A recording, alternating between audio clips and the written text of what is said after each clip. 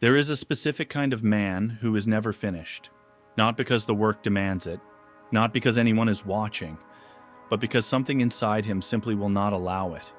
He wakes up before he needs to. He stays longer than he should. He looks at what he just built and immediately sees what still needs to be fixed. To most people, this looks like ambition. To him, it feels more like a quiet pressure that never fully lifts. You probably know someone like this, or maybe if you're honest with yourself, you are someone like this. We tend to celebrate men who obsess over improvement. We call them dedicated, disciplined, driven.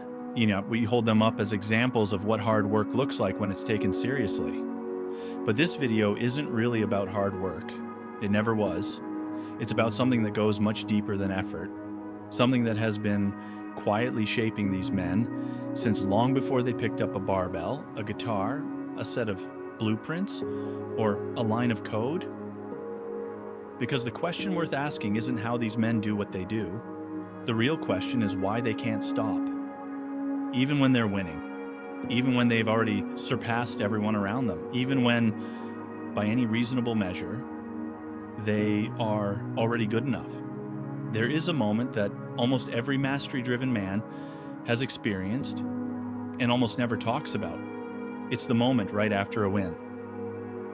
He finishes the project, crosses the line, gets the result he spent months working toward, and instead of feeling satisfied, he feels almost nothing.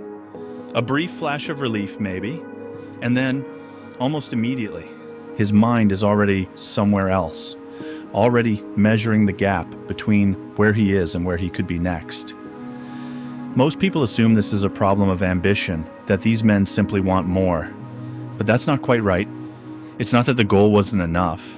It's that the goal was never really the point. For men like this, the pursuit itself is the point.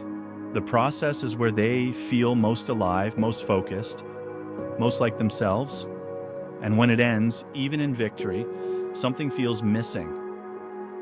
Psychologists use the term internal locus of control to describe people who believe that outcomes are determined by their own actions rather than by luck, fate, or other people.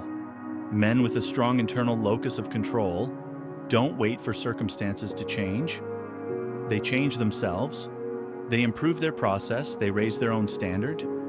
For most of them, this trait was not chosen. It was formed early, often in environments where control felt scarce and self-improvement was the only reliable variable they could actually manage. This is important because it means the obsession with getting better is not random. For many of these men, it began as a survival strategy, a way of creating order in a world that felt uncertain. If I improve, I become harder to ignore. If I master this, no one can take it from me. If I am good enough, maybe I will finally feel safe. The craft became the one thing in their life they could fully control. And control, for men who grew up without enough of it, is not a preference. It is a psychological necessity. Over time, the improvement stops being something they do and becomes something they are. Their identity fuses with the pursuit. Ask one of these men who he is, and he will almost certainly answer with what he does. Not because he lacks depth, but because the doing and the being have become indistinguishable. He is not a man who lifts. He is someone who does not miss. He is not someone who writes. He is someone who rewrites until it's right. He is not practicing. He is becoming. This is both his greatest strength and the source of his most private struggle. Because when the pursuit is your identity, stopping feels like disappearing. Slowing down feels like dying. Taking a rest feels less like recovery and more like a quiet form of failure. The standard he holds himself to is never written down anywhere. It exists only inside him, and it always seems to move just slightly beyond wherever he currently stands. What people rarely see is what this costs. Not in time or energy. Those are the obvious prices, but in the quieter things, the relationships that slowly unravel because he is always somewhere else in his mind, the moments he couldn't be fully present for because part of him was already planning the next iteration. The version of rest he never quite learned to access because stillness always felt like falling behind. There's a particular kind of loneliness that comes with this, not the loneliness of being alone. Many of these men have people around them who admire and respect them. It's the loneliness of living at a standard no one else shares, of caring about something more than anyone else in the room, of having a conversation with yourself that never ends, where the question is always the same: is this good enough yet? And the answer for men like this is almost never yes. Here is the uncomfortable part. The drive to keep getting better is real, and it produces real results.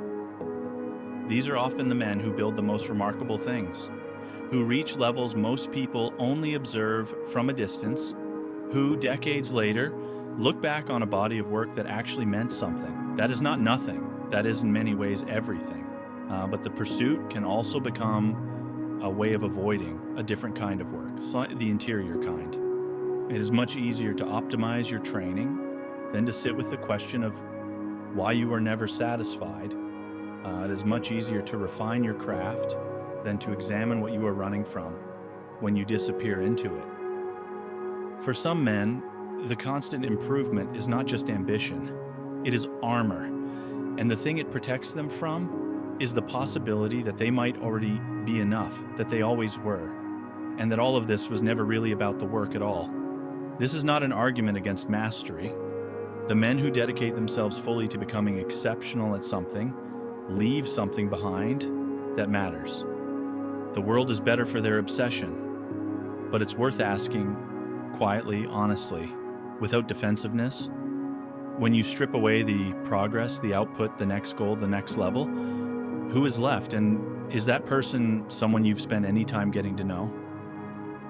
Because the most dangerous version of this pursuit is the one where getting better becomes a way of never having to be still, never having to arrive, never having to answer the question that waits in the silence. What are you really looking for? Maybe the next level isn't the answer. Maybe you already know that. Maybe that's why you keep moving.